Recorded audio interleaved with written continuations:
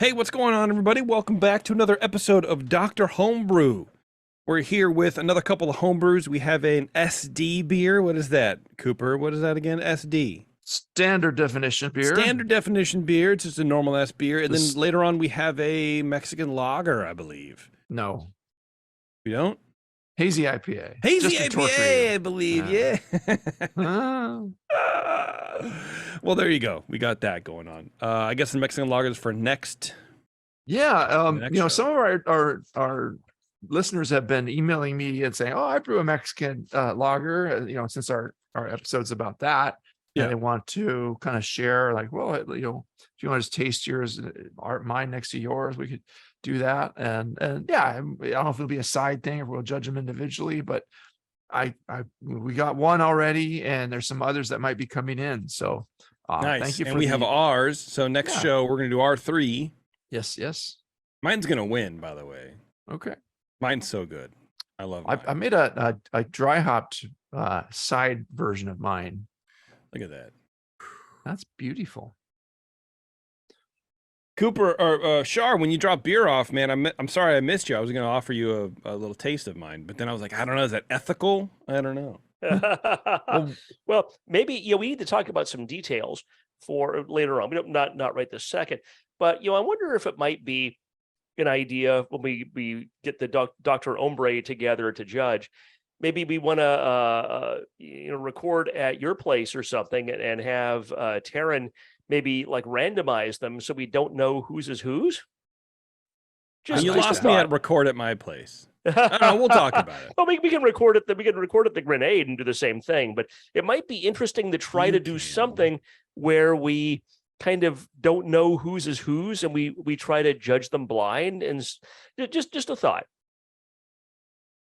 Yeah, we'll talk about it later. You're right. Well, we can but talk about before it we off get into Colin's beer, Colin's a holdover guest from our last show. I want to, of course, mention our sponsor, 5 Star Chemicals, and thank them very much for supplying the show so you don't have to. Well, not supplying, but sponsoring the show. You know what I mean?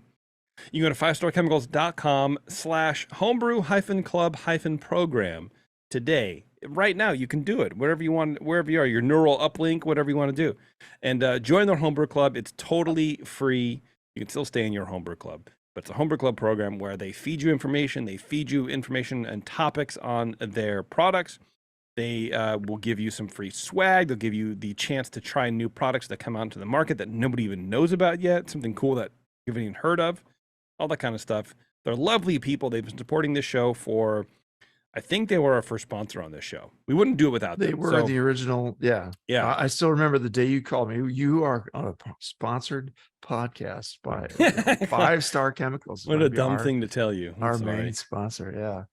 Anyway, check them out. 5starchemicals.com. Colin, welcome back, man. It's like you never. It's been such a long time. Yeah. I know. Yeah, it's good to see you. You're kind of wearing the same clothes though, so maybe we'll need to do a welfare check on you, make sure you're doing okay. So what beer is this? What's a 5D? It is a German Pils. See, there we go. You are a lager brewer, man. So that's what I categorized it at. We'll see what happens. Okay. So you're unsure necessarily. Yeah, I tried something different. We'll see what it comes out as. Okay. As Wesley Willis would say, different is good. Find out. Yeah, yeah. When a homebrewer says different, that's maybe you should be a little weary about it. I did something different. Yeah. I got pond water and just fermented with that. I squeezed my shorts into the beer. All right, Cooper, start us off, man. Yes, okay. The beer had a nice fill level. By the way, I want to say, I'm going to interrupt you. This beer is like, it's so yellow, it's almost white. Like neon. Like it's like SRM 1. It's like I don't profoundly pale. You cannot get paler than this. You can't. It's none more pale. It's like vitamin BP. It's bright. It's almost neon bright yellow. Like it's just so light. Okay. So in the nose, I got a light sulfur in it. And it at first I was saying it kind of blew off a little bit quickly. It wasn't, so the character of sulfur matters. And this is a little brighter, it seems like, than the kind of standard, it's not like really an eggy or really rude sulfur, but it's also not like the really soft kind of sulfur compound. It's like, just a faint light DMS cooked corn thing in some lagers. There's something a little sharp about it. I think there might be a little hydrogen sulfide, a little H2S. I'm going to say it's just a hint eggy. And it does blow off, which tells me it's a pretty volatile version of that. So yeah, it's there and it's kind of hanging in there. But it's not so heavy that it's like, oh my God, that's awful. The hops are actually quite evident here too, with a nice floral impression, a hint of spice. The malt is just a low, clean, grainy, bready, really nice note there. The beer seems like it's pretty cleanly lagered. I'm not getting any diacetyl, no acetaldehyde or anything here. And yeah, that sulfur is kind of blowing off, or my nose is just getting desensitized to it. The beer is beautiful, 3 out of 3 for appearance. Need we say more? It's brilliantly clear, yellow gold, yellow, some goldish, tendencies, but not going too far into that territory. It's not straw. It's just a nice, bright, yellowy, rich color. Head sticks around very well, mostly finer bubbles. Did I mention excellent clarity? Yes. Okay, I did. Flavor wise, this is a clean and it's a somewhat bitter edged version of the German Pils. The German Pils is coming through fairly well. And then I'm getting some sulfur in the flavor too, a little bit, but it's not heavy or annoying. But it's just a low greeny. It almost lightens it up a little bit. Yeah, and The sulfur, it lifts some of the bitterness up a little bit. Something's lightening it. Yeah, it's a very dry finish. Seems like a clean fermentation, good clean lager fermentation. Nice medium hop flavor, mostly floral. A little bit of the herbal floral in there too, but yeah, there's something that's just a little bit biting about it. I think it might be because of the dryness that there's this kind of slight bitterness or minerality that comes into it, like a little bit too sulfatey. But it's a clean and dry lager otherwise, just really sippable, drinkable, good. But so the beer is, I guess you could say it's crisp, but I'd say it's more like refreshing and just but with a hint of an edge there too, like that it's not astringency, but it's probably still just the bitterness, but there's something a little edgy that also kind of bites your tongue a little bit. It's not as soft and quaffable as some. There's no warmth here. It's not creamy or anything. It's actually very kind of medium light bodied. Has somewhat of a almost watery impression to me overall. It's just, it goes down, goes off your tongue, and you're left with that bitterness, and it dried off and it's gone. Just an interesting little bite there. This is overall, it's a quite drinkable and enjoyable German lager.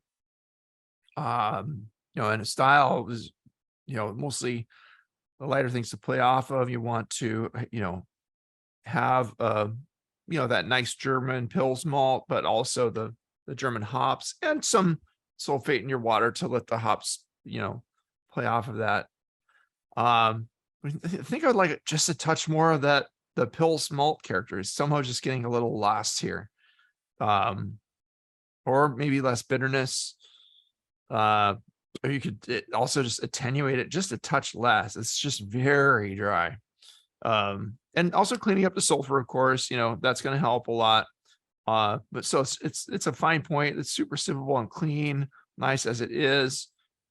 I just want to feel a bit, more substantial.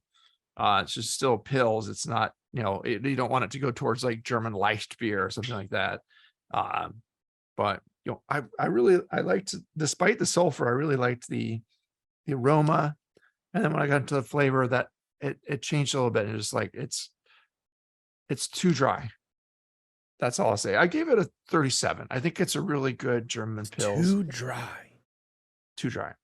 And too edgy, too minerally. Oh, That's all. you mean But like it's really like Char, too edgy? I could drink, yeah, too dry. I'm edgy, man. Yeah. Anyway, that's what I got. Char.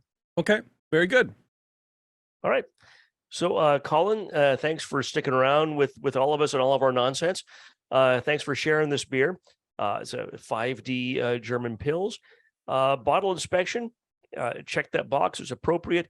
The hiss when I opened it up was real low, but that was due to the high fill more than anything else, I believe. So thank you for the high fill. Aroma, I got sort of a low aroma overall. This is also, in the last show, we judged one of your beers, and it sat around out for a while. This has been out for over 3 hours, and like your previous one, I think it's gotten better with being out just on the counter at room temperature, 76, 77, 78 degrees here. I kind of agree with Coop about the sulfur.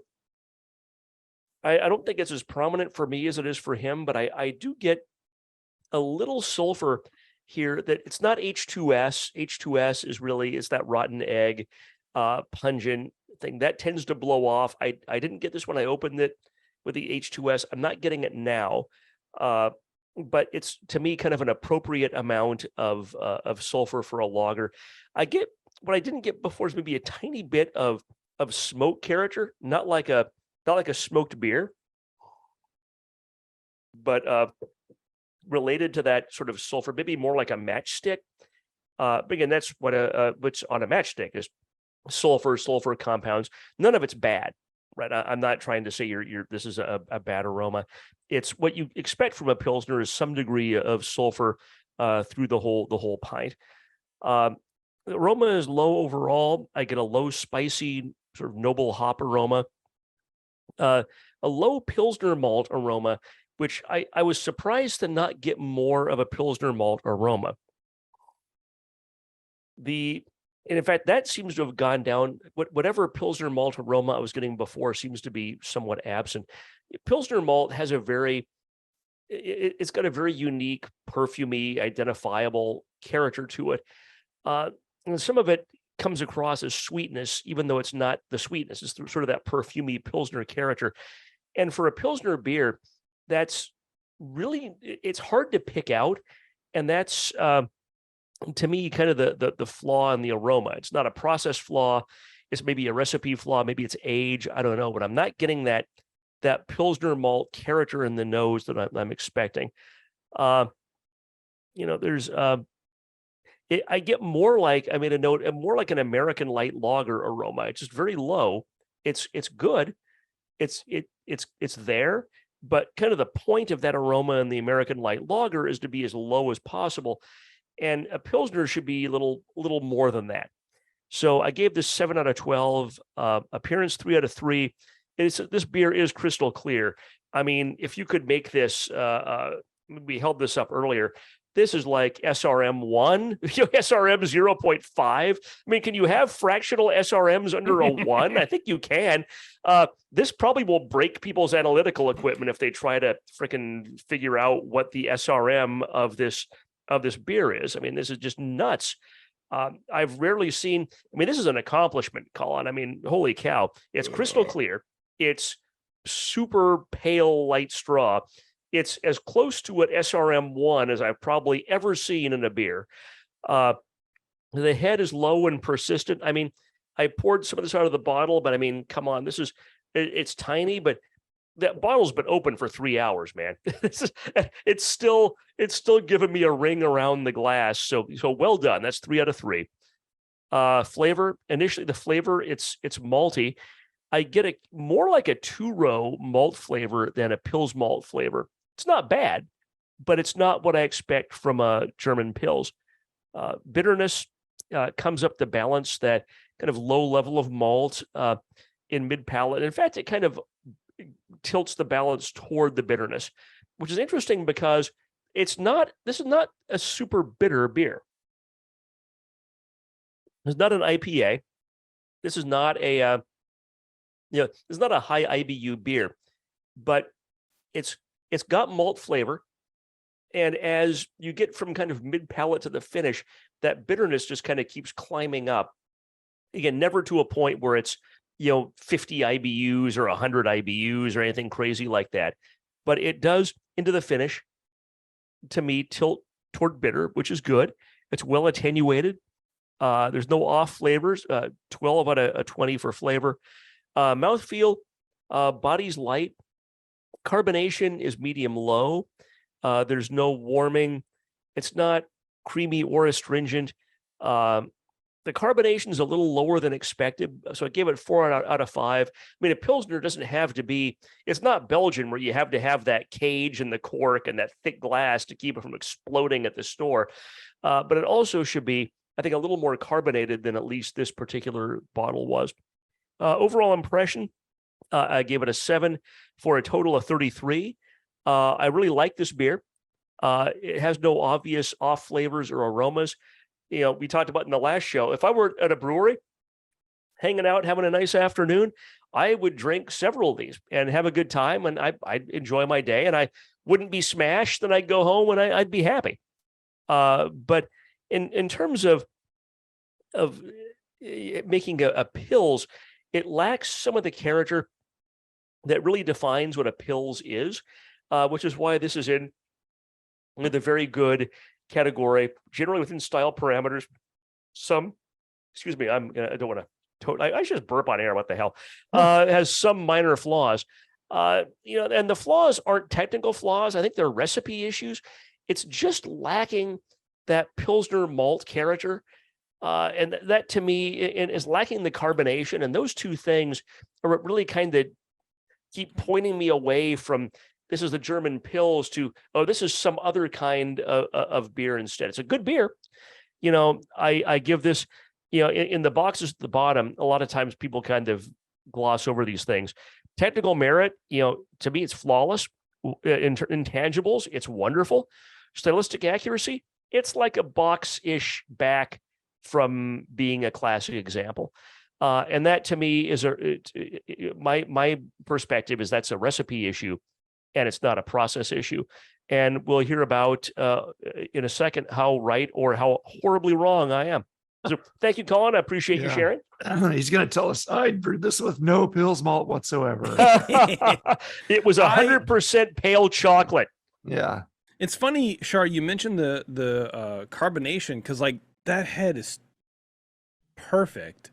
I think the carbonation's great on this bottle. I was like, okay. when I pour it, it's very active. It gets active in approximately 2.9 seconds. Yep. It's just there. So I think that's really great. I like the beer tremendously. I would smelling it right off the bat, it is a little there. It's almost like a red apple skin kind of thing. But that goes away, maybe like a light melon, and that could be from the hops. I'm gonna guess that there's some new school hops in the aroma. I don't know. We'll see. Tasting it, it is a little aggressively bitter, but I think that's maybe what you want in this style. If you're an IPA drinker who likes lagers, this is the beer for you. I would give this a 42. I think it's a fantastic beer. I would drink this. I would buy this at a bar. I would be on the annoyed side because it's too bitter. And I'll give it a 40. I'm going to take it down because it's too bitter for me. It lasts too much, but everything else is fucking awesome. This is a great beer. So in the guidelines too, as I'm going back through them, it says medium to high bitterness, lingering into the aftertaste, along with a touch of malt and hops. So, but it has to have that touch of malt and hops with it. Yes. The other thing is in the mouthfeel, may have a flinty, minerally sharpness in some examples. So you have to allow for the range of style. Some of them can be more like this. Okay. But yeah, it's, it is leaning towards that flinty, minerally side of the style. And if you really like that, this is the beer for you. I could come up a few points, just Yeah. reading that too. But I think either just a little more malt or preferably a little less hops. And that's a And banger. carbonation is so hard we've talked numerous times on this show about how hard it is to get carbonation right at a homebrew level, whether you're bottle conditioning or filling from a keg. And I could easily accept that I may have had, I got a low hiss on opening. I didn't get quite the head that you did, JP, and that's easily bottle variation. And I can, I'm not going to slag the whole beer and give it a terrible score because my one bottle happened to have maybe not optimum carbonation. But I don't know. I want to find out about what this malt bill is or extract bill or all that stuff. me too. Yeah. Hit it up, Colin. Let's go, dude. Talk about your beer. So there is no Pilsner malt on this beer. I was totally right. I totally called it. It's just, that's the only thing that's missing. Otherwise it's great. Yep. Well, okay. What did you do? It is 100% Weyermann Vienna malt. So Really? This is 100% Vienna malt. Yes. Colin, what is wrong with you? Why would you do this? What prompted you to do this? Vienna lager. I'm calling this a Austrian Pilsner because Yeah. it is Jesus Vienna malt, Christ. and it's Styrian Golding hops all the way through. You got me. So dude. it's brewed like a German Pils, but all Austrian ingredients. That's funny. I never That's tasted anything really like this when fascinating. I was in Austria. And I'm like, what degree Lovabond? Because I know you get different. Well, or maybe it's not, or even Munich is not. How'd you get this pale with 100% Vienna? Like, I have questions. It's decocted as well. No Yeah. shit. Wow. Are you serious? Yeah. Yep. What strange magic did you use to make this beer? It's just I took just Weyermann Vienna base. I mean, just the normal. I bought a bag of it. Been playing around with it. So 100% of that. So it's 10 pounds. Took it. Did initial strike temperature at 140 for 10 minutes. Then took a third of it out. Boiled it for 15 minutes. Dumped it back in. Raised the entire mash to 162 for 30 minutes. So I recirc. So I do a Herm system. So it's recircing the whole time. So I think that helps with clarity significantly. Yeah. I don't know about color per se, but anyway, so just that single decoction toward the end. I do the 162 rest for the glycoprotein, which I think helps with head retention pretty significantly. So then for the hot bill, again, Styrian Goldings all the way through. So a 60-minute addition of 2 ounces, a 20-minute addition of 1 ounce, and then a 5-minute addition of half an ounce for 30 IBU. Original gravity was 49, final gravity was 8, so it's 83% attenuation, so it dried out pretty significantly. Yeah, it's Very very dry. well attenuated. Yeah. I'm looking at the Weyermann webpage, and both the Weyermann Vienna and the Vienna Bark malt are like 2.7 to 3.8 Lovabond. I mean, holy cow, dude! Like, what? I can't get over that. Yeah, I was shocked it came out that light too. I was expecting something a little more, but I mean, clearly Vienna lager, you need to use some additional malt to get the color. I can't just use 100%. So I just was curious to try it to do. Just Came to out mess great. with us. Yeah. Yeah. It's a very drinkable beer. It's just a different animal altogether. Yeah, which I had no idea where to put it. I thought German Pils was the closest one because there's not really anything that it would fall into. Yeah. And remind me, what hops did you say you used again? The Styrian Goldings. Okay, Yeah. Yeah, kind of So- a spicy noble hop type. Little So, bit of flavor to out of me, like the beer Leffe or Leffe, however you say that Belgian blonde beer. Mhm. So Yeah. that aroma is Styrian hop. So I go Belgian blonde, which you guys Ah, before, but I've played with the hop character on that a lot, and I picked this hop, and it is dead nuts. I would be shocked if that's not what they're using. To me, that's where that aroma. So Yeah. that a little bit of that red apple you were talking about, I think that's hop. I'd get that in the hop. Interesting. Okay. Yeah, So I mean, I use that. like Cooper's saying, it's just a different animal. Yeah, and that's Yeah. maybe what I got kind of when I said smoked, but it wasn't smoked. There was a little bit of like toasty Vienna character. And that's what I was Yeah. thinking of. And it's late and I'm slightly tipsy. And that's kind of came out like, oh, it's smoked. No, that was you're definitely that smoked. Vienna character. Yeah. Mm. After, yeah. As far as water, so it's 32 sulfate, 35 chloride, 27 sodium. Okay. Yeah. So real soft water overall. Yeah. I think mash pH was 5.4, 5.5. Wow. Yeah, I like it. I think that if you had not called it a Pilsner, which to me really when regardless of the exact details of the style guidelines, when I'm judging a Pilsner, I'm expecting a certain malt profile that involves a lot of Pilsner malt. And I think that if you'd called this a Vienna lager, I probably would have scored this a few points higher. No, this is not a Vienna No. lager. You crazy? It's No, way I too bitter. disagree. You're high.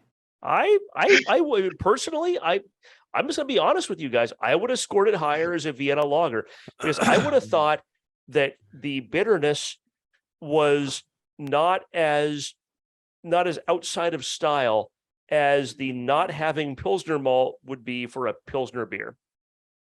That's just me. Ooh, that's interesting. That's an interesting 5D chess move because the Yeah. category's 5D. Get it, guys? 3D chess is for toddlers. I'm into the 5D right now. That's okay. That's interesting. That's an interesting Seriously, insight into because your brain. Pilsner malt is so important to German Pilsner. It's in the name of the beer.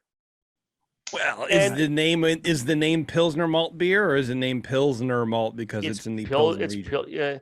And that's a valid point, but the two are so intertwined Yeah.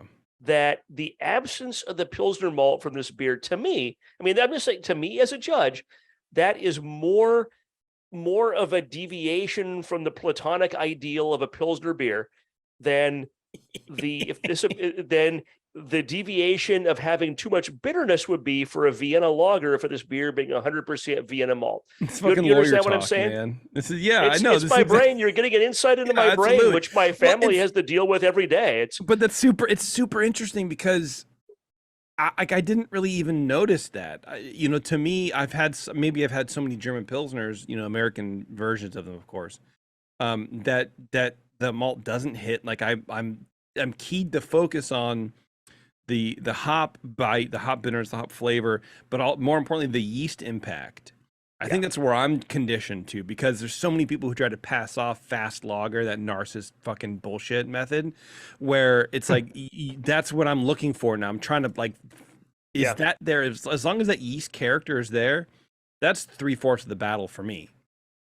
That's an important part of the battle, and narcissist can work, and it doesn't have to be bullshit. But I think that when people implement it, it comes out like bullshit 90% of the time, if not 95. You know what I'm saying? Yeah, it can work. Like I can win the lottery, but I'm not going to. Yeah. Well, You can't Anyway, win. forgot to mention. Yeah. It was the Einger again, the 833. So I pitch it 44 degrees, hold it till Krautzen starts, and then let it raise it on its own to 50 and let it ride until it's done. Mm. Yeah.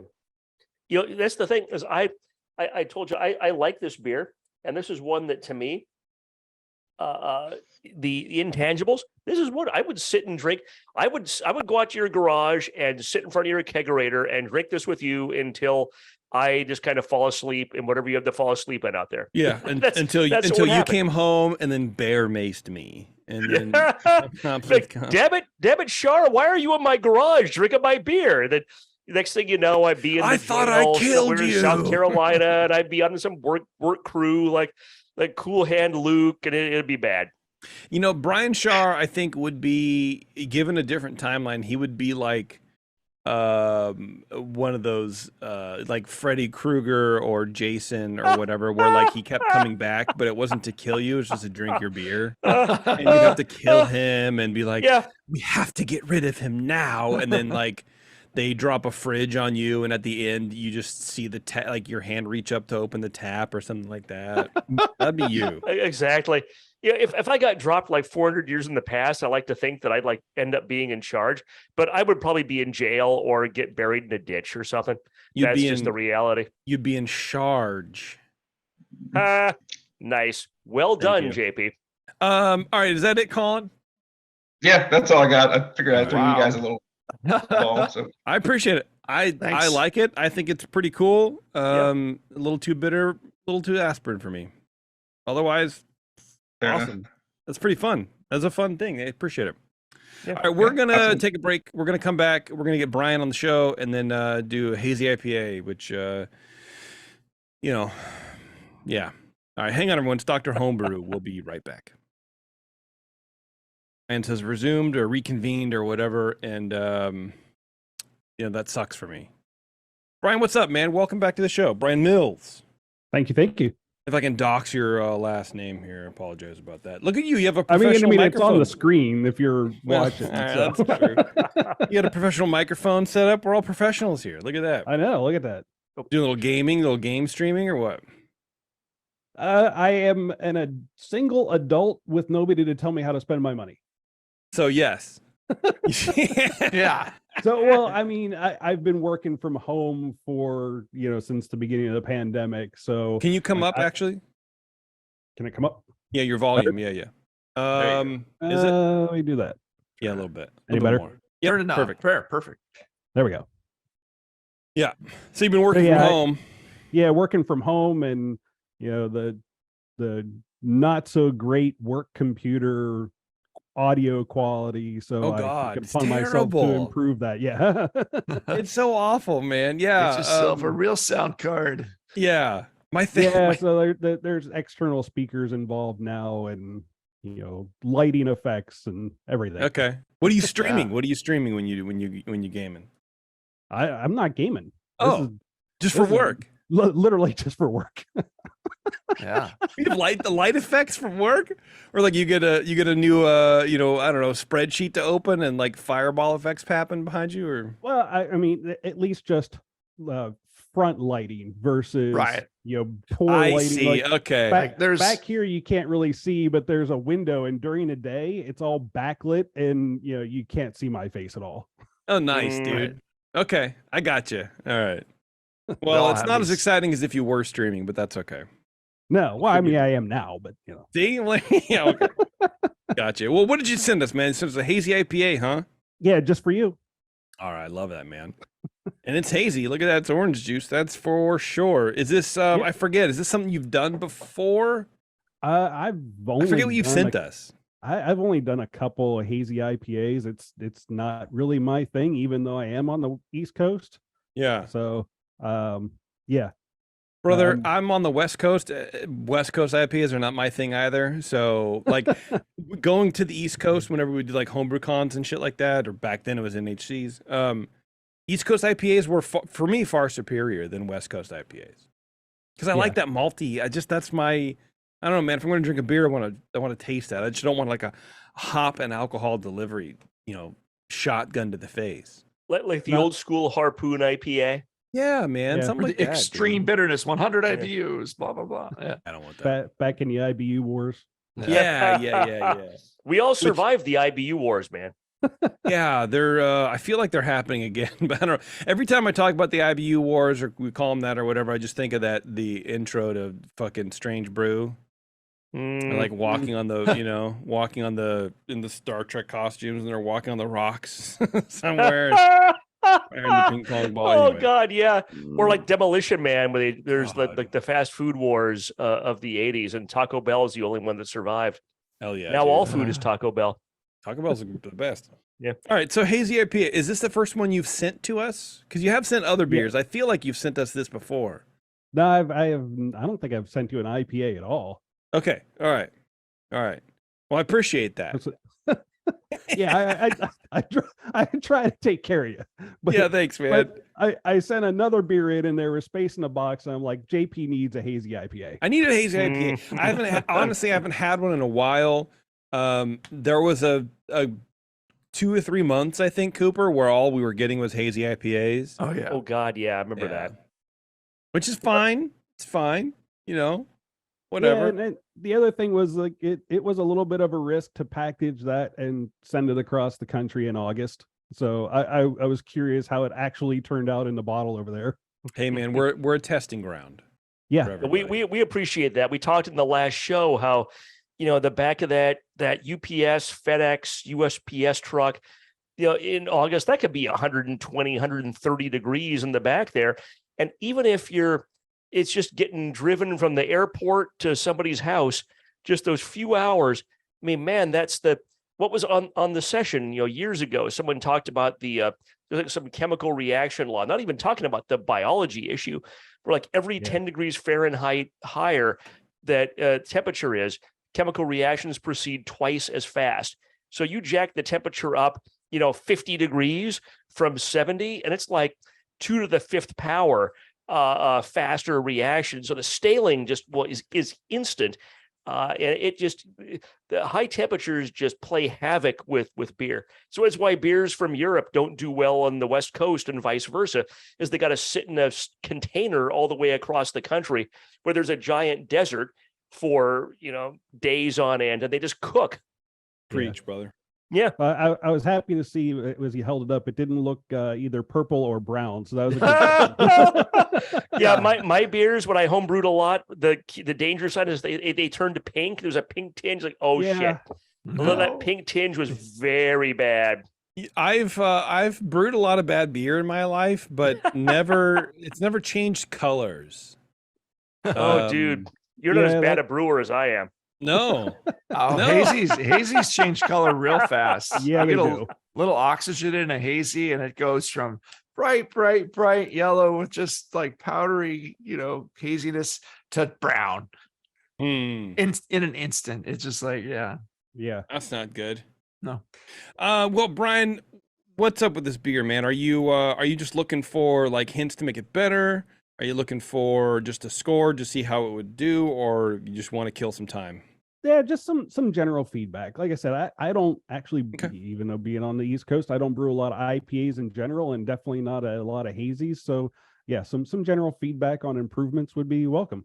Okay, sweet. Shar, why don't you start the man off? Will do. So Brian, thanks for sharing your beer. You've been on the show before. I said this last show to another guest. If I always ask my usual question, if the listeners are that curious about whether you're in a homebrew club or not, listen to some archives. They should know by now. We should all know by now. I'm not going to waste all of our time with that. I don't remember, but I think he's probably a lone wolf. I think he is. No, I am in a homebrew club. Oh! And we're the professionals and we don't remember that. What's the name of your club? Lebanon Area Fermenters. Nice. Oh yeah. So Laugh. it's Lebanon, Pennsylvania. Yeah. Nice. That's I like Pennsylvania. I don't think I've ever been to Lebanon. So maybe someday if we have HomebrewCon in Philly again, we'll get a chance to see you in person. That'd be nice. Is that a splinter group? Where's the fermentation guy of Lebanon? He's over there. Exactly. So my palate, I judged this beer about 4 hours ago, and I had this problem in the last show. My palate must have exploded about 4 hours ago, or something happened, because I don't know. I judged this beer about 4 hours back, and Cooper was kind of scratching his head when I texted him with my score. And I'm like, oh no, but it's like this, and this. I don't get any of that now. And it's not just this beer, Brian.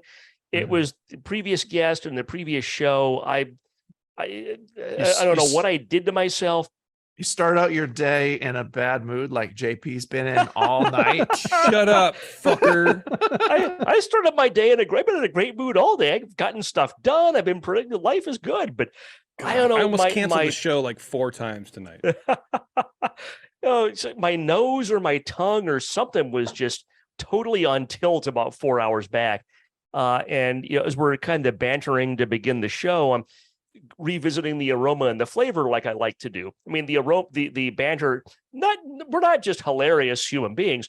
It does serve the purpose on the show of kind of coming back to these things that we might have judged yesterday or earlier in the day, just confirming or whatever. And this is the third beer. I'm like, God damn, this is totally different from what I judged. So I don't know what was wrong with my body or brain or something 4 hours back. I can tell you. Get on with it. I'm going to give you my impression of what it is right now. And I did kind of dynamically rescore you here as we go. So sorry about that, Coop. Initial impression for the aroma. So bottle inspection. It's a bottle. It's fine. I'll be curious later for you to tell us if this was bottle conditioned or filled from a keg. I kind of am guessing it was filled from a keg based on something you'd said earlier on. But regardless, initial impression. What I had initially was, it's fusely. It's a fusel fruitiness. I don't get that at all now. And if it was really fusel alcohol, that doesn't blow off. That doesn't go away. That's not a thing like H2S or some weird volatile. Sometimes you get weird volatiles you can't even really characterize. And you open a bottle and you're like, whoa, that's bad. And in 10 seconds, you'll never smell it again. Okay, so in the long run, so what? Who cares? I initially thought this was kind of fusely. And again, I don't know what was my problem. This is not a fusel aroma.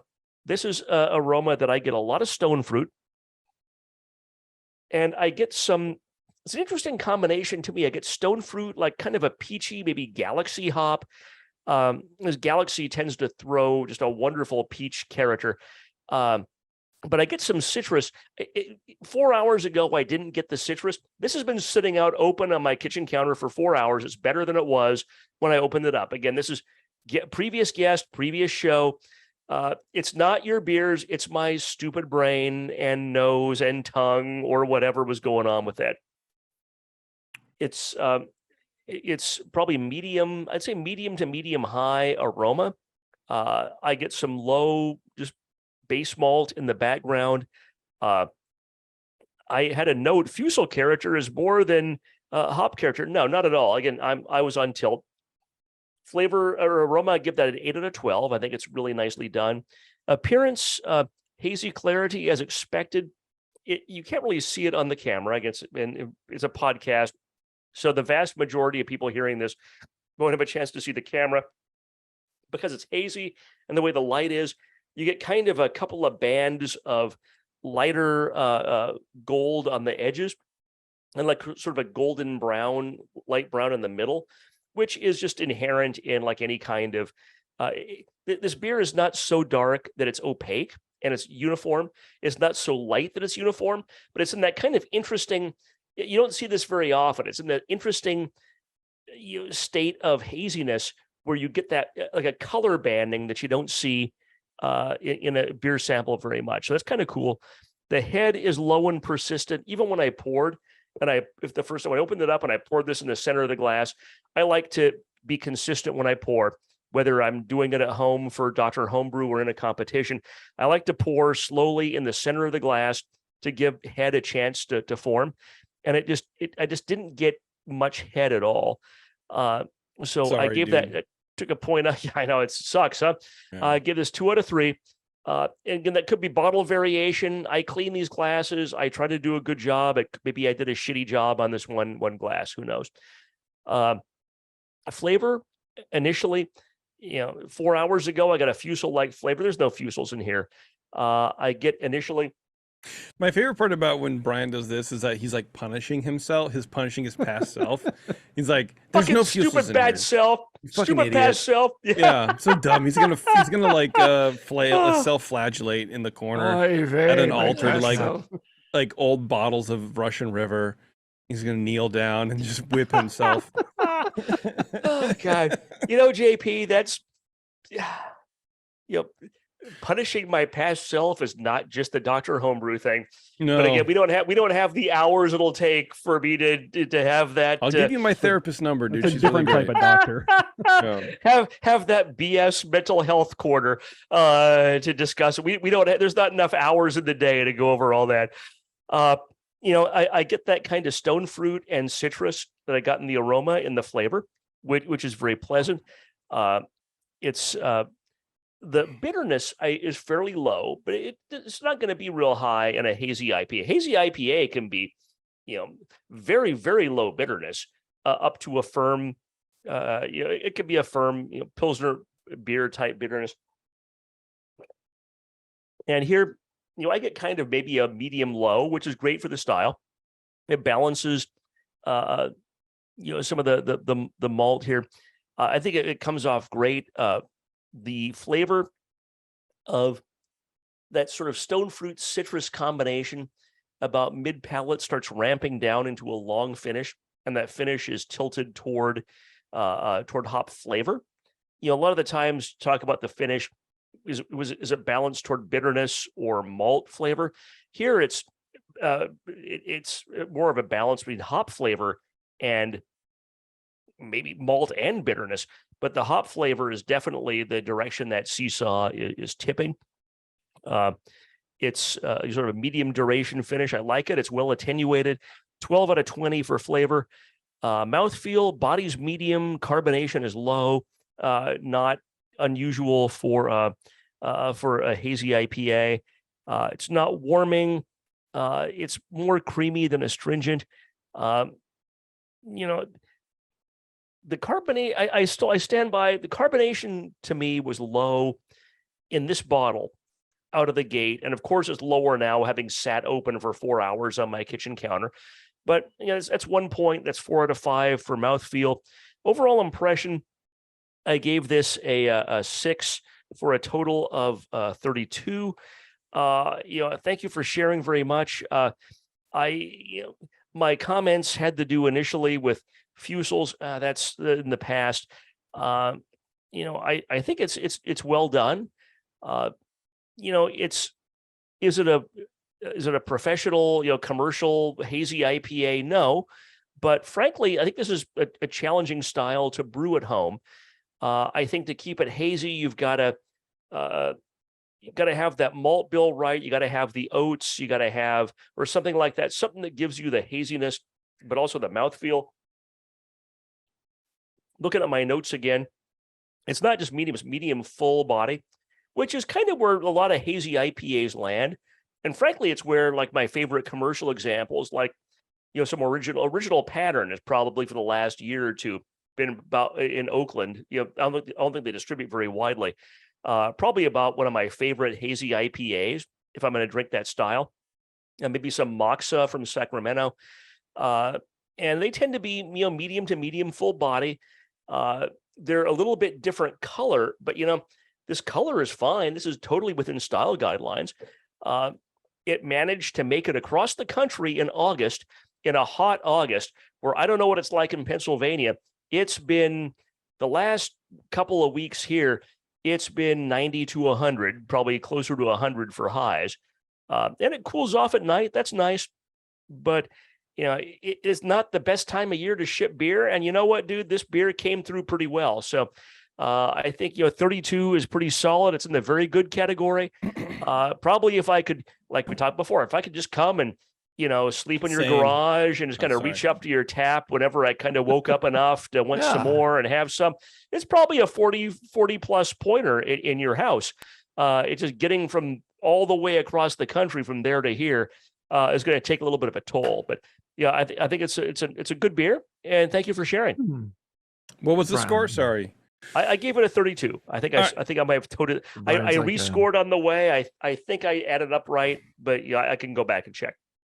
He's like a grifter. You want to watch out if he might end up on your porch someday if you enter this show.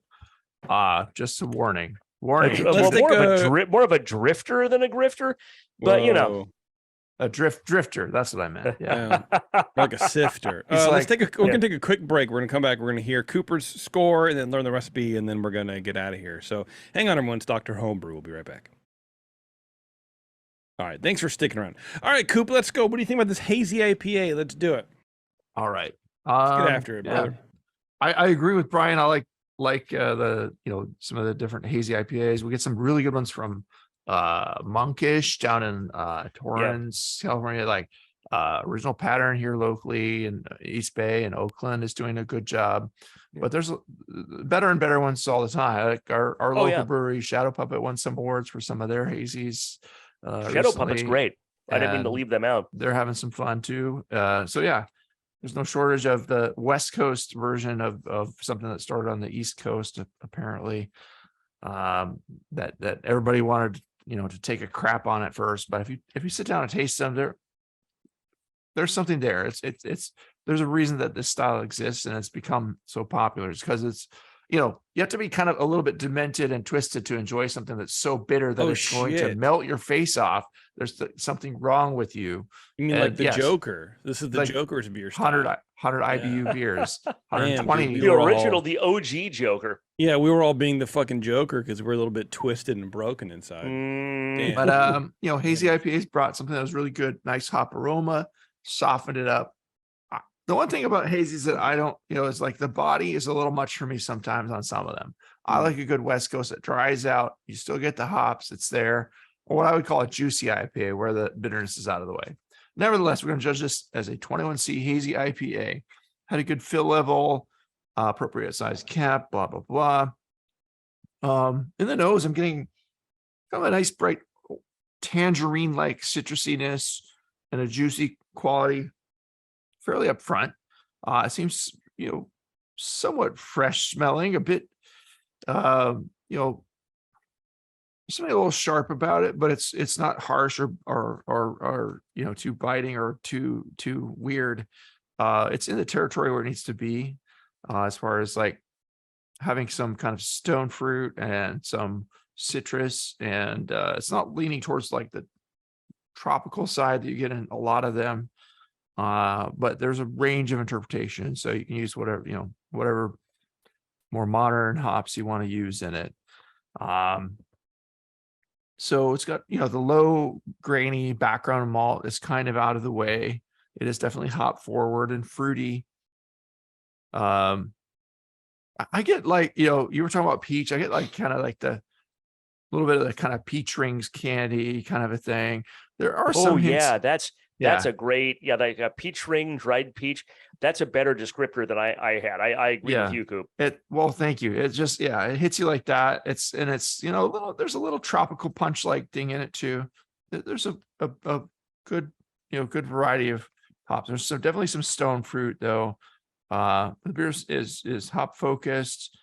No DMS or diacetyl. It's cleanly fermented ale.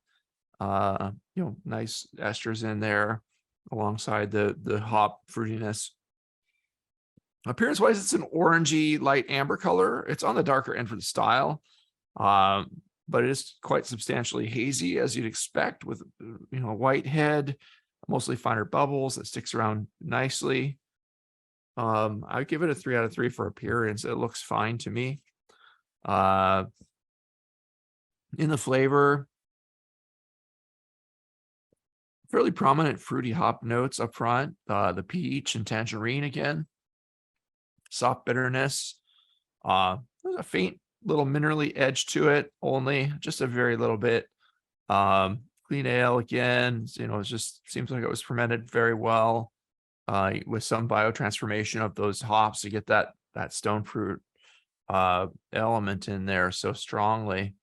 It's nice and dry in the finish. And you get that stone fruit in the aftertaste, along with a low base malt only. It's just there to support, a little bit of alcohol. It doesn't seem like it's super firm, but it might be up in the higher 6s or so. I don't know. Maybe even 7. Mouthfeel wise, medium bodied, fairly soft, not creamy or anything, no astringency, no warmth really. Well, maybe a touch. Medium carbonation. I think it feels where it wants to be, kind of body wise, medium to medium full, but I think it just could be a little softer for the style. There's a little bit of an edge to it in the mouthfeel that kind of grips your tongue, and it should kind of flow off and just be a little smoother. But it's in the territory. I did 3 out of 5 for mouthfeel. I'd say this is a well-made hazy IPA. with most all of the desired elements, and a fairly soft and fairly well hopped presentation. Do I want more hops?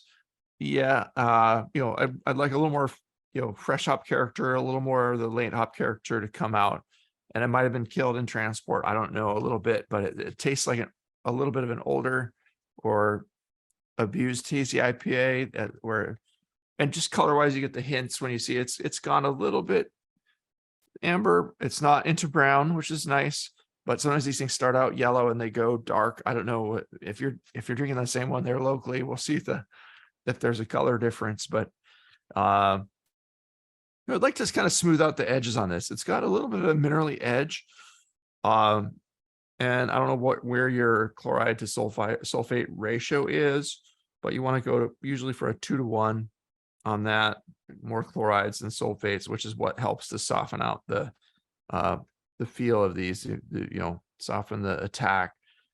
If you use too many sulfates, it's going to be a little harsher. You can also use a little lighter mineral water overall to start with. If you're not building from RO, use a good quality water and blend in some distilled, and then up your chlorides from there to get to 2-to-1 or so.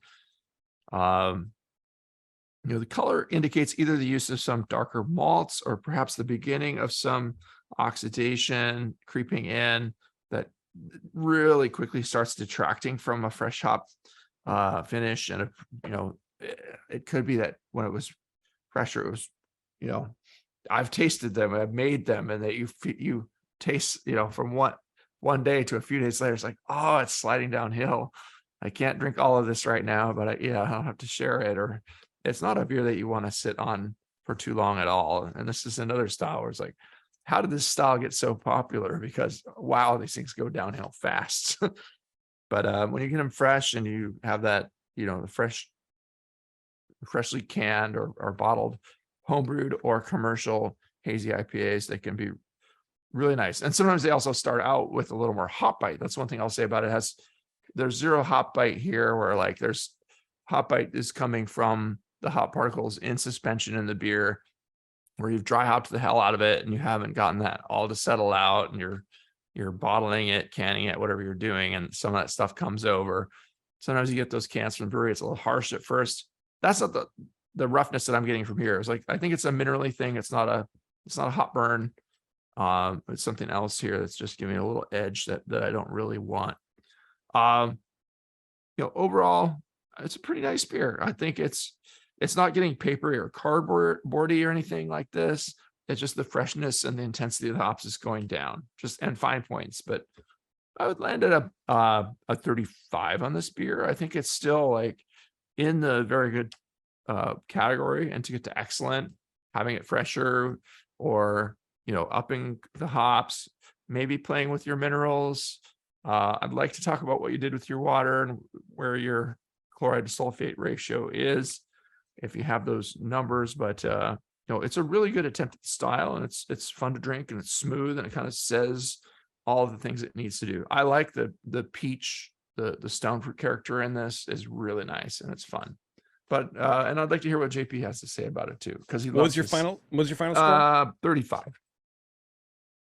Sounds like I'm sure JP has thoughts about this.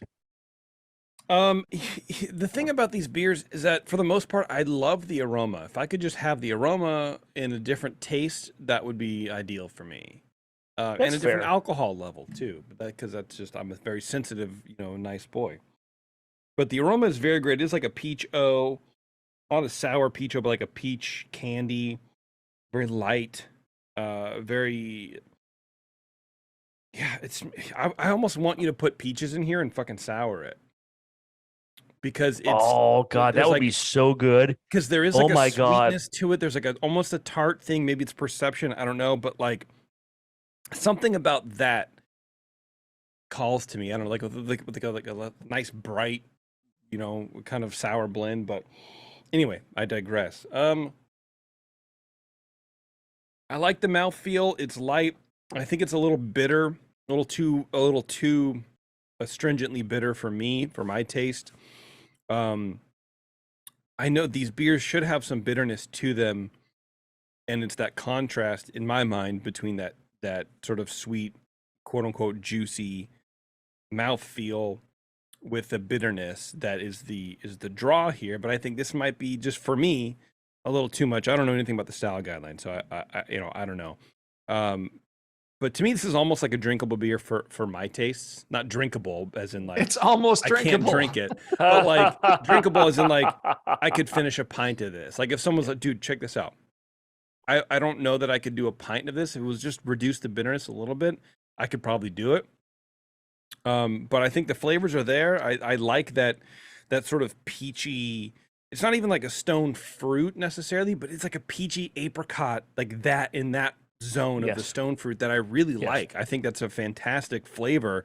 And if you can figure out how that happened, maybe it was a yeast thing, I don't know, and work the hops around that also, you could have a really killer sort of, vibe happening in this glass. So I would give it a 37. Oh yeah, I think dipshit, that should mean a lot. To kind of go back to what you were saying, what's interesting to me, I think the best examples of hazy IPA have a degree of bitterness. They're not West Coast IPA. No, right. They're not, to me, they're flabby if they're at like 5 or 10 IBU. I want something kind of like, I need some structure. Right. Yeah. Wine, it's tannin. For beer, like especially like a malty beer, like a hazy IPA can be, that structure has to come from bitterness. Otherwise, it's going to be flabby and kind of sweet and not great. Brian's looking at me like I'm not like I'm talking. I don't know. You just called hazy IPA a malty beer, but I'll forgive you for that. It can be. Right? It can have body. You need to have some oats, some kind of malt, something, some body there. And maybe malty is the wrong word. Maybe it's more full of body, but there's potentially more malt in a hazy IPA than in a West Coast IPA.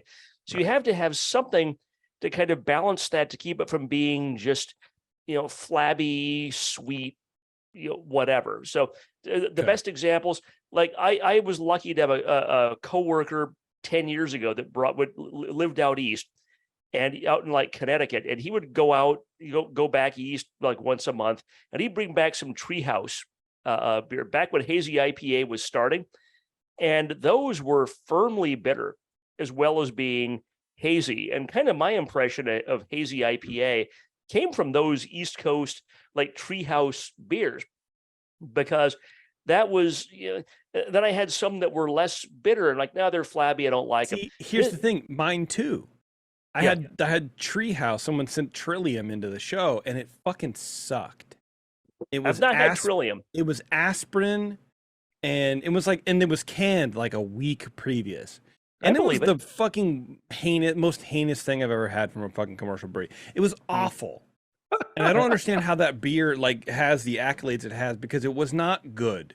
And maybe shipping damaged it, because it is those hyper fresh, hyper local beers. So I don't, I know the brewery makes great beer, but like the beer that we had was not good. Yeah. And Warren and I were like, how do people enjoy this? I don't fucking get it. But I think the style has evolved because people learned how to make it.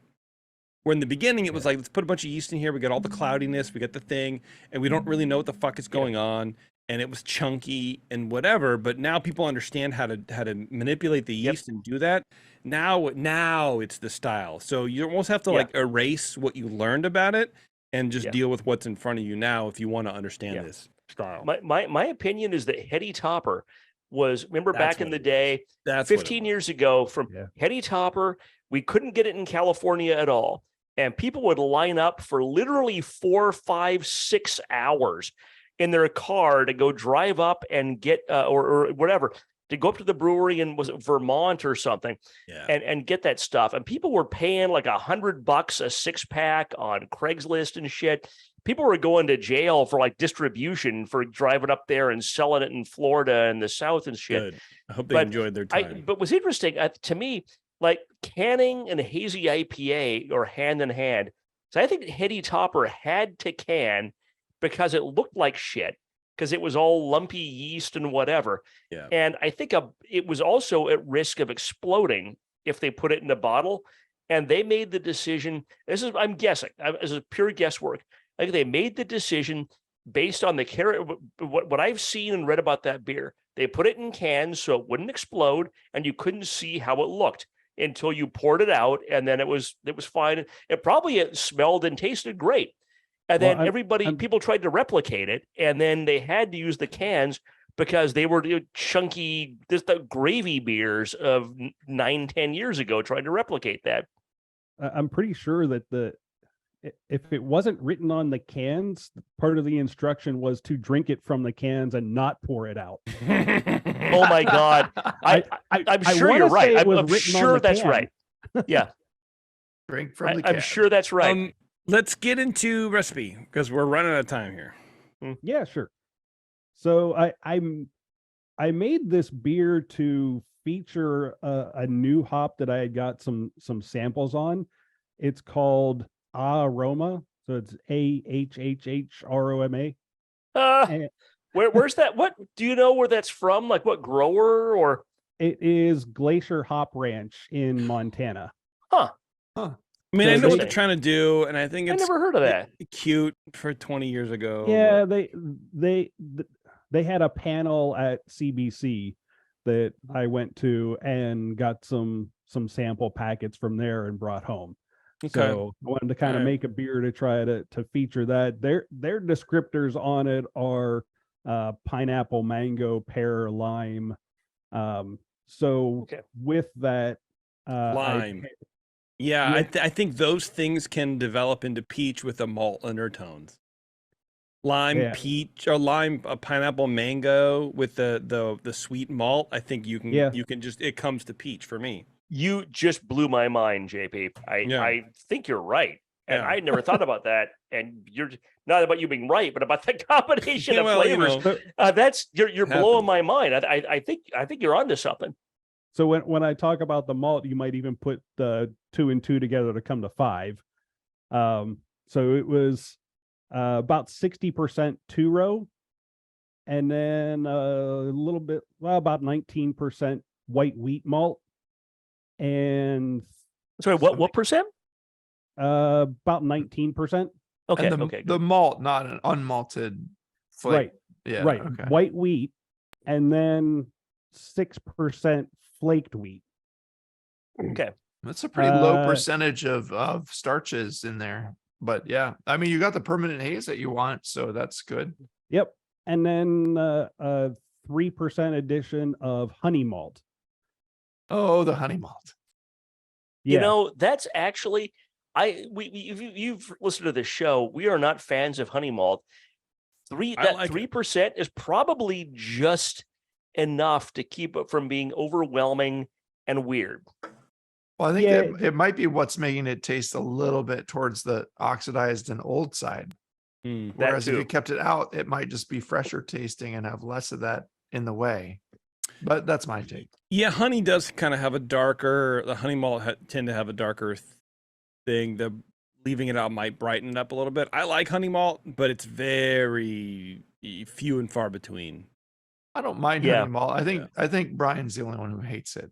I tend to really dislike it. Get us in trouble. We hate honey malt. We all do. Right, it's just one of those things where, if people use it, if they don't understand why they're using it and they put in too much, it doesn't work out. But Brian, you've been brewing for a while. You homebrew a lot. You know not to. You know what happens? You put in 5-10% heavy honey malt. It's not going to be good. No. Yeah, so I wanted this to finish fairly dry, but still have that characteristic, a little bit of sweetness that a hazy IPA has. Yeah, I like it. I think it's fine in here. Then there was I don't hate it. Also 12% table sugar. Okay. So interesting for a hazy IPA. Yeah, but I also get where that's going to get your body to not be, this giant, full-bodied mess. Sugar from a table. It seems weird to me, but why not? Who am I to just brush it off into the mash tun? You're good. Wood sugars. So it started off at 10.79, and this is an 8.9% beer. 8.9%? Yes. Wow. Oh, I was venturing up towards, it might be 7. Yeah, You were Cooper probably was like, laughing your ass maybe off. 7%. No, there's a little alcohol there for sure. I felt it and I tasted it. It's not too I did wimpy. not, but I blame this Imperial Stout. Then why don't you call it a double Mhm. hazy IPA? Well, Imperial hazy. Yeah, but that's not a category though. Specialty IPA, dude. Yeah, Specialty IPA covers a multitude of sins. And you 12% Imperial, double hazy. Imperial hazy. you can double anything. Tasting this, I did not know that. It's deceptive alcohol though. It's Yeah. well hidden in there. Did we cover hops? Yeah, so hops, the first hops went in at Whirlpool at 180 degrees. It was 4 ounces of those aroma hops, 2 ounces of Laurel, and an ounce of Azaka. You did the hop bursting, all the hops at the end, no bittering hops at the beginning. No bittering hops at all. Gotcha. And then at day 2 of fermentation, there was another 4 ounces of the aroma hop and an ounce of Laurel.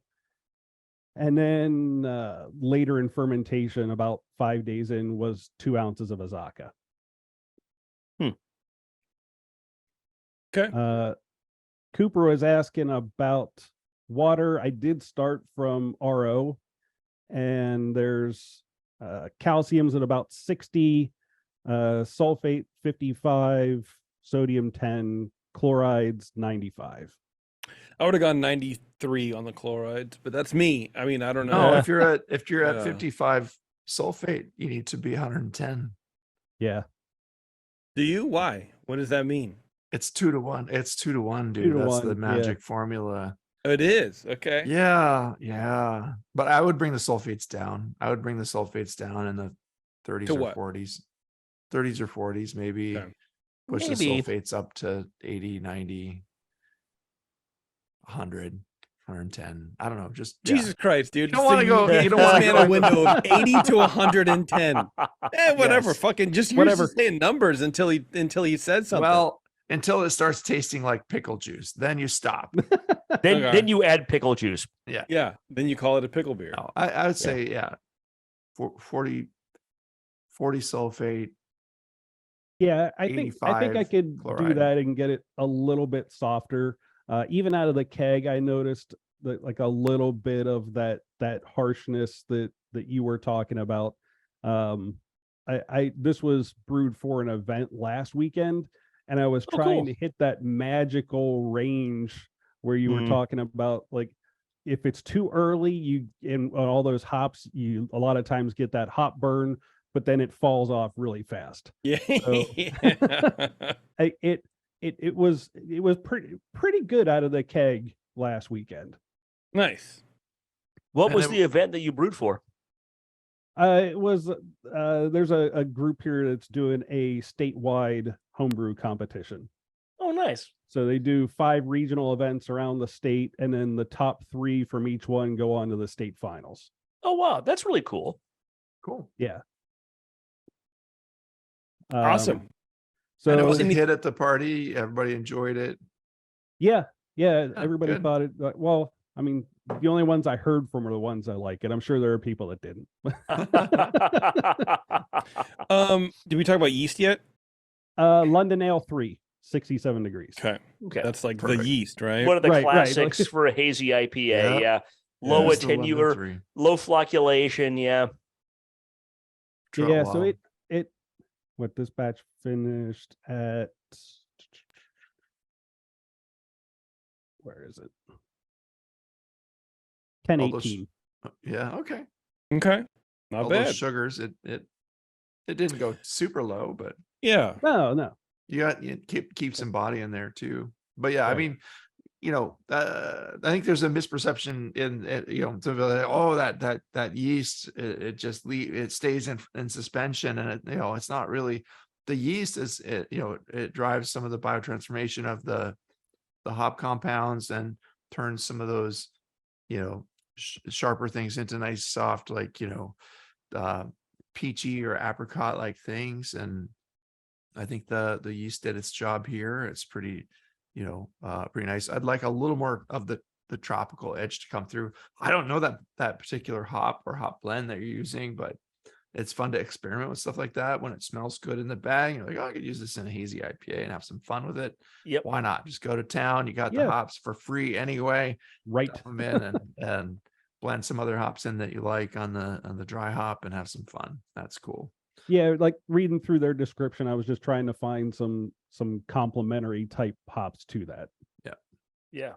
Now, That's one of the fun about things about home brewing is like sometimes you just order some hops or you buy some hops at the homebrew store and you've never tried them before, but they have some kooky name, maybe awesome or whatever, and you just want to play with them. And that's just you're relying on someone else's verbal description of what they tasted, and then you read it. So like you have all these different modes of communication that are all, getting in the way of between you and the aroma and taste of those hops, but those descriptions make sense and they're real, and that's what you have to go on, and it's fun just to play around, Yeah, and I was fortunate attending that seminar. It was a panel discussion where they had people, commercial brewers that had brewed with it, and we got to have samples from 4 or 5 different breweries that had brewed beers with it. It's like, okay, people can brew good beer with this. I'm ready to go. Right. I'm sad I missed you at CBC, and I was like, all right, man. I gotta go around and steal as many of these hops as I can.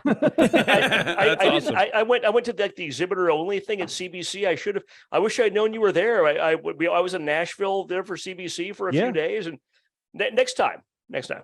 Yeah, the best part of that seminar was like it's all commercial brewers, and they're sitting there with these little 1-ounce sample packs, and most of them left them behind because what are they going to do with them? I'm like, I gotta take these. That's awesome, dude. Hell yeah, that's so cool. That's recycling at its finest, Brian. Yeah, hell yeah, that's upcycling, man. Yeah.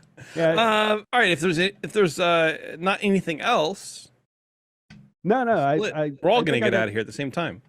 Yeah. I think I got what I was looking for. I work on some water adjustments, but I think the basic recipe's got some good stuff going with it. Yeah, it's minor, but I'm surprised that you're the permanent chill haze, and that's what it is. In a hazy IPA, it's permanent chill haze, combination of polyphenols from the hops with starches in the malt that are proteins in the malt. I'm sorry. Yeah, that make that permanent chill haze.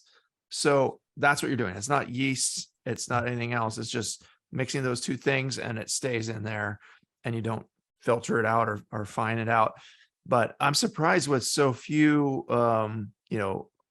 unmalted grains in the grist that you got. It was 6% flaked oats, was it? Or yes, or wheat, but yeah. I would usually go start with 15 and do a blend of oats and wheat, both unmalted, leave out the unmalted or leave out the wheat malt and just switch in for flaked wheat. But you use that White Winter malted wheat and it worked fine for you. And that's cool. But and I've done what you've done in the past where it's a mixture of flaked wheat and flaked oats. And this time, I wanted to try that white wheat. I've heard some other people talk about using that. So it's a nice malt, for sure. And you want wheat character in it. It helps to add to that, the body and that nice little graininess in the background. It's not going to offend anybody getting away of the hops or anything. So it's a nice addition. And you could play with the ratio there, pull that back a little bit, maybe add some more oats and flaked oats, flaked wheats. I use the Quaker minute oats, and they're just great. Just throw them in great quantities and have fun. It doesn't hurt. They're cheaper than the ones you get at the homebrew store. Yeah, for sure. True. Does the same thing. All right. Well, I guess we're gonna get out of here. Brian, what happens when Brian? Everyone goes, huh? Hello. What happens if someone wants to be on the show? What do they do? You can do it. You can type Brian at thebrewingnetwork.com into your mail sending apparatus and send an email to me, and I will get back to you and say, here's how you get. It's a really long-winded instruction that tells you how to get your beer on our show. But no, I'm never long-winded in emails except when I send those ones. I tell people exactly how to do it. when to brew it and how to get it here in ideal condition without, it falling off a truck on the back. I don't know. Yeah, Brian. I will say in the years that we've done this, I could probably count on one hand how many bottles we've had break. Yeah. Yeah. Well, one of Colin's commercial beers that he shared with us was all over in the package. Oh no! So that's why one of us only got one beer. You only got the one oatmeal or the one imperial stout. And what was the one? What was the one that broke? What else? It was a sour. I think it was a Brett beer. He said, I'm okay with that. That's fine. The Brett got a little wild in transport, I guess. If you said it was a Pilsner or something like that, I would have been pissed. No. Brian at thebrewingnetwork.com. Yep. Send an email, be on the show. You too can watch us, figure out how to navigate the show. And if your name is Brian, you can join the Council of the Bryans, as we have here today. Yeah, we're going to get a progressive council going eventually where every Brian will have to stay on the line while another Brian joins. Mm-hmm. Exactly. I don't know. All right, everyone. Thanks a lot for tuning in. I appreciate it. And until next time, we'll see you.